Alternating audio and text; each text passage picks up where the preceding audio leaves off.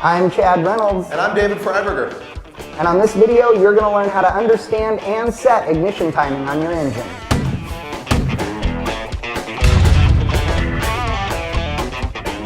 Before we show you how to set ignition timing, you've got to understand what it is. Go back to the 4-stroke cycle of intake, compression, power, exhaust. Now on the power stroke, the spark plug fires and starts an explosion that crams the piston down the cylinder and makes horsepower for you.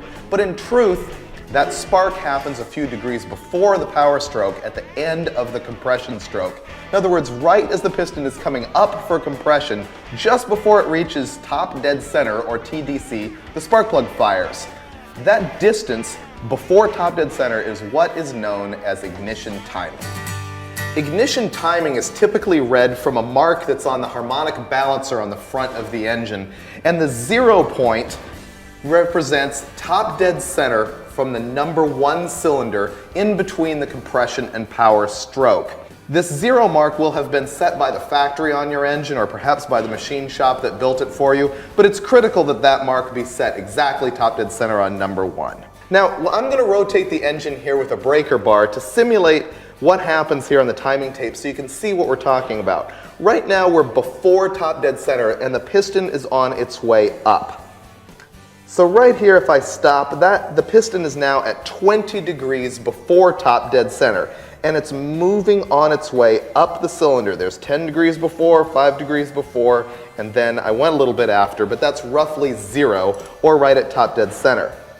Now the piston is moving back down the hole, and now it is 10 degrees after top dead center. So as the engine rotates, the piston comes up, stops for just a millisecond at top dead center, and starts to move its way back down. Now that's the mark that we use to determine ignition timing. Now that you understand how the MSD timing tape on the damper relates to the piston position in the engine, you can understand that I have it right now at 12 degrees before top dead center. That would be a typical initial timing adjustment for a small block Chevy. Now, if I were to advance the timing, that would mean making the number larger or more degrees before top dead center. If I were to retard the timing, it would mean moving it to less degrees or a smaller number before top dead center. So if you're at 12 and you change it to 20, that's advancing the timing. If you're at 12 and you change it to 0, that's retarding the timing.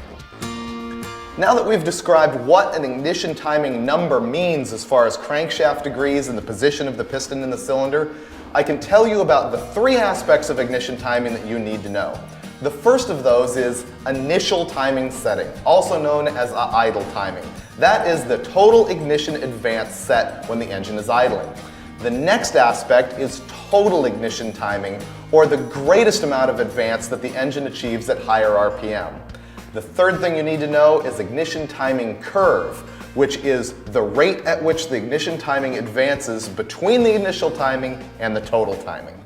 Now I've explained that there's an ignition timing curve between initial timing, which is a lower number, and total timing, which is a higher number. But you might ask, why does ignition timing need to advance as engine speed increases? Think of it this way. We always want peak combustion pressure to happen at the same point in the piston travel, say about 10 degrees after top dead center on the power stroke. Now let's assume that there is a fixed amount of time between when the spark plug fires and when that point of peak pressure occurs. So if that is a fixed amount of time, you can see that as engine RPM or speed increases, you need to ignite the spark sooner so peak combustion happens at the same place regardless of engine speed. Now that you've got the theory down, it's time to hook up your timing light and check your initial timing. Here's how you do that. If you've got an MSD timing light or anybody else's, what you're going to do is hook up your cable to power and ground on your battery. This does not plug into the wall. And then also take this pickup and hook it to your number 1 spark plug wire. You'll note that on some timing lights, there's an arrow that points in the direction of the spark. In other words, that arrow needs to point at the spark plug. You hook this up to the number 1 spark plug wire. Every time the number 1 spark plug fires, this sensor picks it up, creates a strobe effect with this light so that you can read the timing mark on the balancer.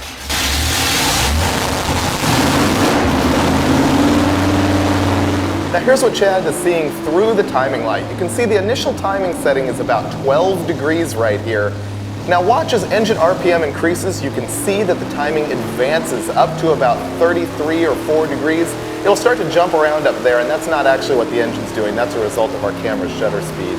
But anyway, you get the point that as engine RPM increases, so does timing advance. We just showed you how to read timing, now I'm going to tell you how to adjust it. First thing you need to do is loosen the bolt that holds your distributor hold down clamp so that you can rotate the distributor housing.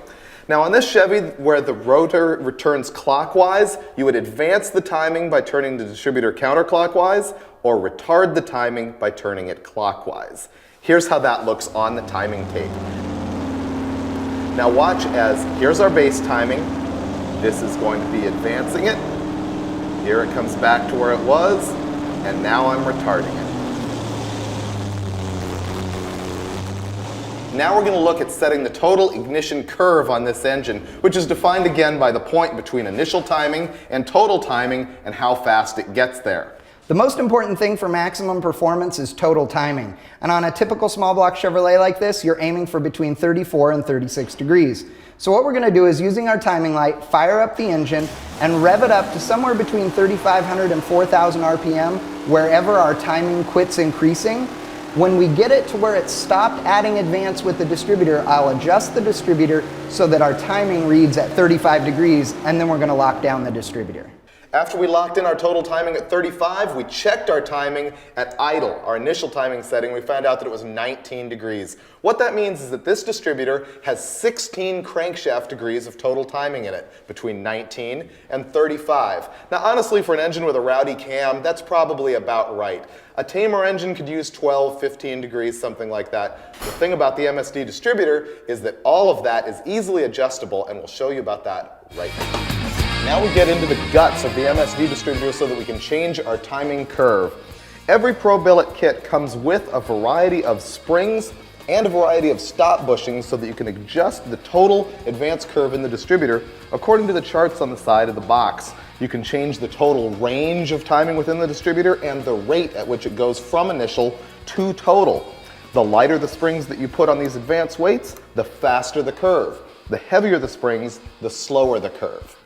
In addition to changing the rate of the curve with the springs, you can change the overall sweep of timing inside the distributor with these little bushings. And you have to get an 11/32 wrench in here, right underneath that advance weight, and take off a little nut to get to that bushing. And finally, there's the one thing that we can't really tell you here, which is exactly what the right advance curve is for your car. That's going to be a matter of trial and error. In general, if your car has more compression, a rowdier cam, if it's lighter, if it has lower rear gears, a looser converter, that can generally accept a faster curve. A car that's going to need a slower curve would have lower compression, a smaller cam, it would be heavier, have highway gears, a tighter converter. That's sort of the general trend, the way things are going to go. But you can mess with it. It's pretty easy to change those springs on that Pro Billet distributor, but you can make it even easier on yourself and not have to deal with any centrifugal advance mechanism if you pick up one of those MSD digital E-curve distributors, at which point all you have to do is change a couple of switches here with a little tiny screwdriver, and you can set your entire ignition curve electronically. Don't forget that all the information you need is right here on the side of your distributor box. It tells you what springs and what bushings will give you what combination of rate and total timing sweep.